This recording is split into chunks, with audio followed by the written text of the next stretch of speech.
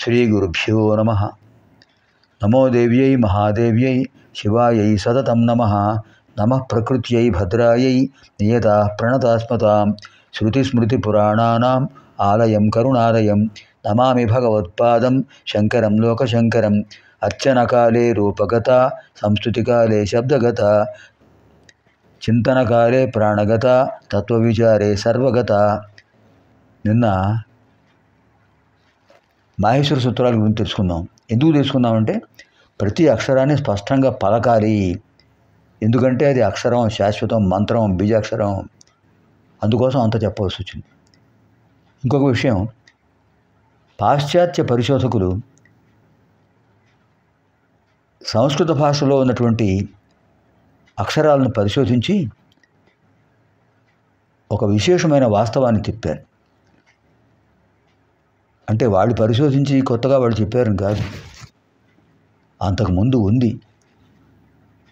వేదంలో 6 భాగాలు ఉన్నాయండి. సరే, ఈ విషయం చెప్పుకునే ముందు మనం మంత్రం ఏకాశపర్యాలు చేయరు కదా, మర్చిపోయాం. ఓం ఐం హ్రీం శ్రీం శ్రీమాత్రే నమః. ఓం ఐం హ్రీం శ్రీం శ్రీమాత్రే నమః. ఓం ఐం హ్రీం శ్రీం శ్రీమాత్రే నమః. ఓం ఐం హ్రీం శ్రీం శ్రీమాత్రే నమః. ఓం ఐం హ్రీం శ్రీం శ్రీమాత్రే నమః. ఓం ఐం హ్రీం శ్రీం శ్రీమాత్రే నమః. ఓం ఐం హ్రీం శ్రీం శ్రీమాత్రే నమః. ఓం ఐం హ్రీం శ్రీం శ్రీమాత్రే నమః.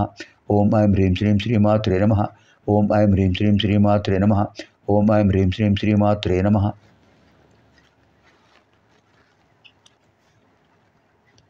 వాళ్ళు ఏం చెప్పారంటే అది మనకు వేదాంగాల్లో ఉంది.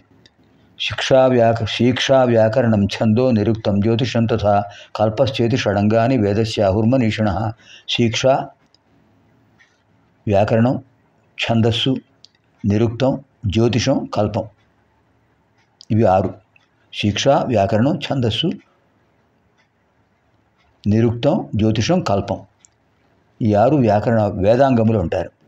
ఇందులో శిక్ష అనేది ఇంగ్లీష్లో వీళ్ళు అంటుంటారు, ఫోనెటిక్స్ అంటారు, ధ్వనిశాస్త్రం అని. సంస్కృతంలో శిక్ష అంటారు. రచించిన వాడు పాణిని మహర్షి. ఆయన ఏం చెప్పారంటే ఈ అక్షరాన్ని పలకడం వల్ల ఈ శక్తి వస్తుంది, ఈ అక్షరాన్ని పలకడం వల్ల శరీరంలో ఇటువంటి మార్పు వస్తుంది, ఈ అక్షరాన్ని పలకడం వల్ల ఒక విశేషమైన వ్యాధి నిరోధక శక్తి వస్తుంది అని. ప్రతి అక్షరం ఒక బీజాక్షరం అని, ఆ బీజాక్షరాన్ని పలకడం వల్ల మనకు మానసిక శారీరక స్వస్థత చేకూరుతుందని పాణిని మహర్షి క్రీస్తు పూర్వం 6వ శతాబ్దంలో చెప్పాడు. క్రీస్తు పూర్వం. ఈ మధ్య ఇటీవల పరిశోధకులు పరిశోధించి నిరూపిస్తున్నారు. ఖచట థప, ఘచట థప, వీటిని మహాప్రాణాలు అంటారు. కవర్గంలో కఖగఘ కవర్గం, చజ చవర్గం, టాటడఢణ తవర్గం, తాతదధన తవర్గం, పాపబభమ పవర్గం. 5 వర్గాలు. అందులో మొదటివి కచట తప పరుషములు. 3వ స్థానంలో గజడదబ సరళాలు, తేలిగా పలికేవి. 2, 4 స్థానాల్లో ఉన్నవాటిని మహాప్రాణములు అంటారు. ప్రాణశక్తి బాగా ఉంటేనే ఇది పలకగలరు. స్పష్టంగా ఒత్తులు పలకాలి. ఖచట తప 2వ స్థానం, ఘజడదబ 4వ స్థానం. ఈ 5 వీటిని మహాప్రాణములు అంటారు. ఈ మహాప్రాణాలను బాగా ఉచ్చరించినట్లయితే శరీరంలో ఎటువంటి దోషాలను తొలగిపోతాయి, కఫ వాత పైచ దోషాలు తొలగిపోతాయి అని శాస్త్రజ్ఞులు పరిశోధించి చెప్పారు. పాణిని మహర్షి పూర్వకాలమే చెప్పాడు. అందుకోసం స్పష్టంగా నేను చెప్పడం జరుగుతుంది. అందరూ అలా ప్రయత్నం చేయండి, మానసిక శారీరక స్వస్థత పొందండి. సరే, ఇప్పుడు మనం 3వ శ్లోకంలో ఉన్న మంత్రాలకు అర్థాలు తెలుసుకుందాం. 3వ శ్లోకంలో మొదటి మంత్రం ఏంటండి? కందర్ప విద్య. కందర్ప విద్య అంటే ఏమిటండి? అసలు ఎవరు కందర్పుడు? మన్మథుడు. మన్మథుడి యొక్క ప్రేరణ లేనిదే మనస్సులో మనకు శృంగార భావన కలగదు. శృంగార భావన కలగకపోతే వంశాభివృద్ధి జరగదు, గోత్రాభివృద్ధి జరగదు, సంతానం కలగదు. ఎవరికైనా నమస్కారం చేస్తే పుత్రపౌత్రాభివృద్ధి రస్తు, వంశాభివృద్ధి రస్తు, గోత్రాభివృద్ధి రస్తు అని చెప్తారా లేదా? మరి ఆ స్థితి అభివృద్ధి కలగాలంటే ఏం కావాలి? శృంగారం ఉండాలి. ధర్మబద్ధమైన కామం, అధర్మబద్ధమైన కాదు, కామం కాదు, ఇది ధర్మబద్ధమైన కామం. ధర్మార్థ కామమోక్షములు చతుర్విధ పరపురుషార్థములు. చతుర్విధ పురుషార్థములు అంటారు. ధర్మ, అర్థ, కామ, మోక్ష. ధర్మపూర్వకమైన అర్థం అంటే ధన సంపాదన, ధర్మపూర్వకమైన కామం కోరిక మోక్షాన్ని కలిగిస్తాయి. అందుకనే చతుర్విధ ఫలితాల్లో, చతుర్విధ పురుషార్థాల్లో ప్రథమ స్థానం ధర్మానికి ఇచ్చారు, చివరి స్థానం మోక్షానికి ఇచ్చారు. ధర్మబద్ధమైన సంపాదన చెయ్యి, మోక్షం పొందుతావు. ధర్మబద్ధమైన కోరికలతో ఉండు, మోక్షాన్ని పొందుతావు. ఎంతకంటే కావాల్సిందే. చతుర్విధ పరపురుషార్థ సిద్ధ్యర్థం జపం కరిష్యే అంటారు. కాందర్ప విద్య, మన్మథ విద్య, శృంగార భావన ఎవరి వల్ల కలుగుతుంది? మన్మథుడు కలుగుతుంది. కానీ ఈ విద్యకు అధిదేవత ఎవరు? లలితాపరా భట్టారిక. ఓం ఐం హ్రీం శ్రీం కందర్ప విద్యాయై నమః. తర్వాత 13వ మంత్రం కందర్ప జనకాపాంగ వీక్షణ. కందర్ప జనకాపాంగ వీక్షణ. కందర్ప జనక. కందర్పుడు జనకుడు ఎవరండి? మన్మథుడు తండ్రి ఎవరు?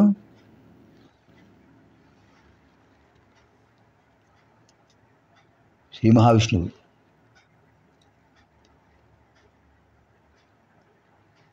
శ్రీ మహావిష్ణువు కందర్ప జనక, లక్ష్మీనారాయణుల కుమారుడే మన్మథుడు. అపాంగ వీక్షణ. అపాంగ వీక్షణ క్రీగంటి చూపు. క్రీగంటి చూపు, లక్ష్మీదేవి యొక్క క్రీగంటి చూపు ఎలా ఉంటుందో అలాంటి అద్భుతమైన వీక్షణ కలిగిన వారు అమ్మవారు. కందర్ప జనకాపాంగ వీక్షణాయై. వీక్షణ అంటే మన్మథ భావాన్ని కలిగించే అపాంగ వీక్షణం అమ్మవారు కలిగిస్తున్నారు. అంచేత అమ్మవారు ఏమన్నారు? కందర్ప జనక అపాంగ వీక్షణ. మన్మథుడి యొక్క తండ్రి అయినటువంటి శ్రీ మహావిష్ణువు ఎటువంటి శృంగార భావనను కల్పించాడో మన్మథుడిలో, అటువంటి భావనను అమ్మవారి వీక్షణంలో కనిపిస్తుంది. అమ్మవారి క్రీగంటి చూపులో కనిపిస్తుంది. అంటే అమ్మవారి క్రీగంటి చూపు అంత జగన్మోహనంగా ఉంది.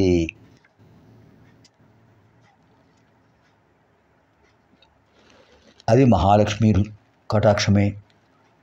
కందర్ప జనకుడు శ్రీ మహావిష్ణువు, ఆయన ధర్మపత్ని శ్రీ మహాలక్ష్మీదేవి. మహాకాళి, మహాలక్ష్మి, మహాసరస్వతి ముగ్గురమ్మల స్వరూపం లలితాపరా భట్టారిక.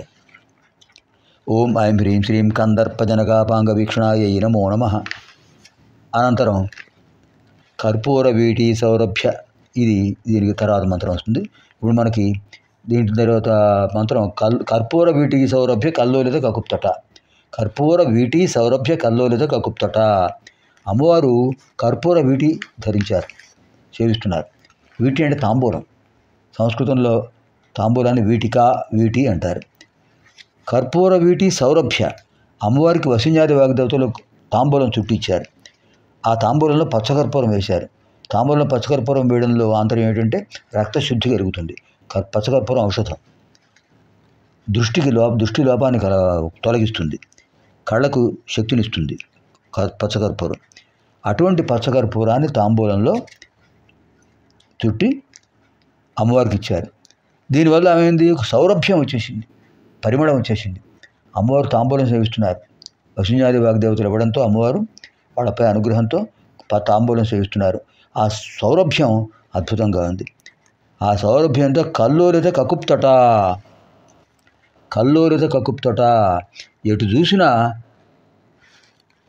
కకుప్ అంటే దిక్కులు, దశలు, తూర్పు, ఆగ్నేయం, దక్షిణం, నైరుతి, పశ్చిమం, వాయవ్యం, తర్వాత ఉత్తరం, ఈశాన్యం, ఊర్ధ్వదిశ, అధోదిశ, దశ దిశల్లో ఆ పరిమళం వ్యాపించిందిట. అటువంటి అమ్మవారి యొక్క వీటి అద్భుతమైన శక్తిని ప్రభావితమైంది. కర్పూర వీటి సౌరభ్య కల్లోలిత కకుప్తట. దశ దిశలు అమ్మవారి సౌరభ్యంతో వీటి సౌరభ్యంతో నిండిపోయాయి.